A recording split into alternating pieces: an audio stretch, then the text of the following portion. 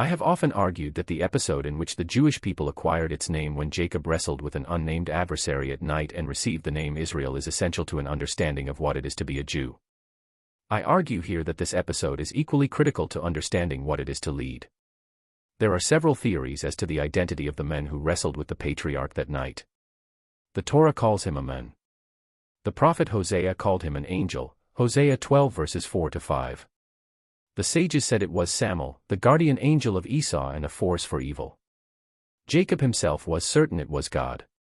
Jacob called the place Peniel, saying, "It is because I saw God face to face, and yet my life was spared." Genesis 32:31. My suggestion is that we can only understand the passage by reviewing the entirety of Jacob's life.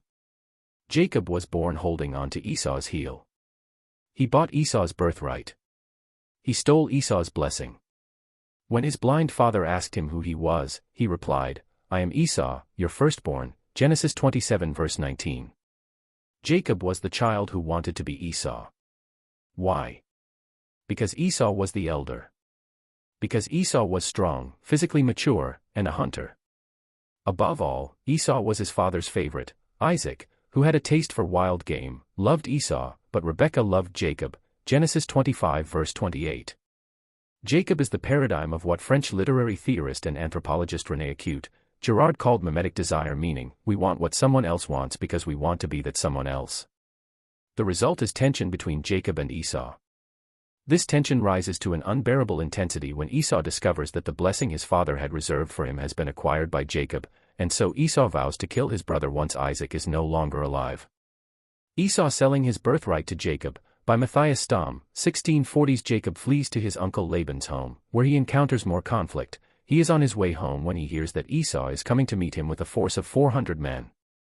In an unusually strong description of emotion, the Torah tells us that Jacob was very frightened and distressed. Genesis 32 verse 7, frightened, no doubt, that Esau was coming to kill him and perhaps distressed that his brother's animosity was not without cause. Jacob had indeed wronged his brother, as we saw earlier.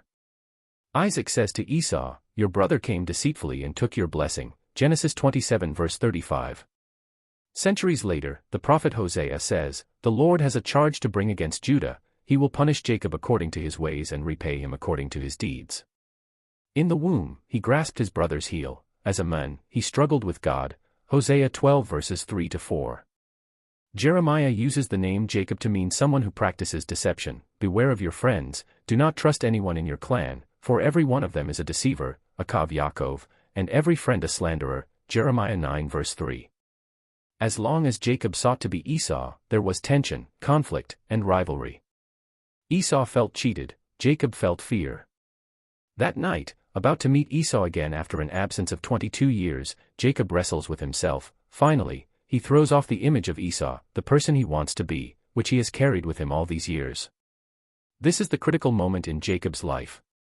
From now on, he is content to be himself. And it is only when we stop wanting to be someone else, in Shakespeare's words, desiring this man's art, and that man's scope, with what I most enjoy contented least, that we can be at peace with ourselves and with the world.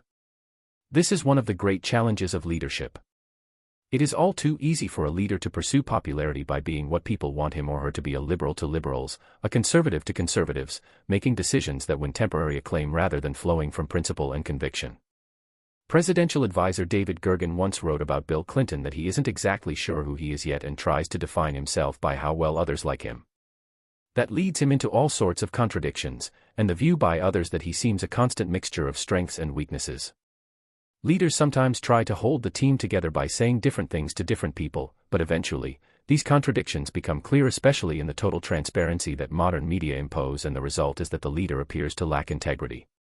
People will no longer trust their remarks. There is a loss of confidence and authority that may take a long time to restore. The leader may find that his or her position has become untenable and may be forced to resign. Few things make a leader more unpopular than the pursuit of popularity. Great leaders have the courage to live with unpopularity. Abraham Lincoln was reviled and ridiculed during his lifetime. In 1864, the New York Times wrote of him, "He has been denounced without end as a perjurer, a usurper, a tyrant, a subverter of the Constitution, a destroyer of the liberties of his country, a reckless desperado, a heartless trifler over the last agonies of an expiring nation." Winston Churchill, until he became Prime Minister during the Second World War, had been written off as a failure. Soon after the war ended, he was defeated in the 1945 general election. He himself said, "Success is stumbling from failure to failure with no loss of enthusiasm." John F. Kennedy and Martin Luther King Jr. were assassinated. When Margaret Thatcher died, some people celebrated in the streets. Jacob was not a leader, there was as yet no nation for him to lead. Yet the Torah goes to great lengths to give us an insight into his struggle for identity because it was not his alone. Most of us have experienced this struggle.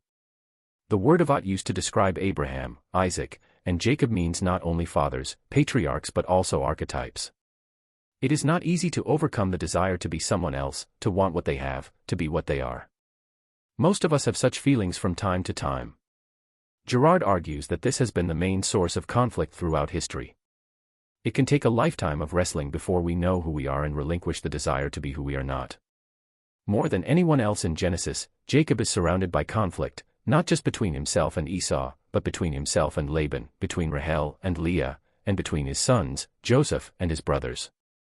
It is as if the Torah were telling us that so long as there is a conflict within us, there will be a conflict around us. We have to resolve the tension in ourselves before we can do so for others. We have to be at peace with ourselves before we can be at peace with the world. That is what happens in this week's Torah portion. After his wrestling match with the stranger, Jacob undergoes a change of personality, a transformation. He gives back to Esau the blessing he took from him. The previous day, he had given him back the material blessing by sending him hundreds of goats, ewes, rams, camels, cows, bulls, and donkeys. Now he gives him back the blessing that said, "Be Lord over your brothers, and may the sons of your mother bow down to you." Genesis 27 verse 29. Jacob bows down 7 times to Esau. He calls Esau my Lord, 33:8, and refers to himself as your servant, 33:5. He actually uses the word blessing, though this fact is often obscured in translation. He says, "Please take my blessing that has been brought to you," 33:11. The result is that the two brothers meet and part in peace. People conflict. They have different interests, passions, desires, and temperaments. Even if they did not, they would still conflict, as every parent knows. Children and not just children seek attention, and one cannot attend to everyone equally all the time. Managing the conflicts that affect every human group is the work of the leader, and if the leader is not sure of and confident in his or her identity, the conflicts will persist. Even if the leader sees him/herself as a peacemaker, the conflicts will still endure. The only answer is to know thyself. We must wrestle with ourselves, as Jacob did on that fateful night, throwing off the person we persistently compare ourselves to, accepting that some people will like us and what we stand for while others will not, and understanding that it is better to seek the respect of some than the popularity of all. This may involve a lifetime of struggle, but the outcome is an immense strength. No one is stronger than one who knows who and what she is. Questions. Around the Shabbat table, how did Jacob find his inner strength and finally resolve the conflict with his brother? What can you learn about leadership from the fact that we are called the children of Israel? Does Rabbi Sachs' theory unite all the other theories mentioned about who wrestled with Jacob that night? This essay is from Lessons in Leadership, a weekly reading of the Jewish Bible by the late Rabbi Lord Jonathan Sachs.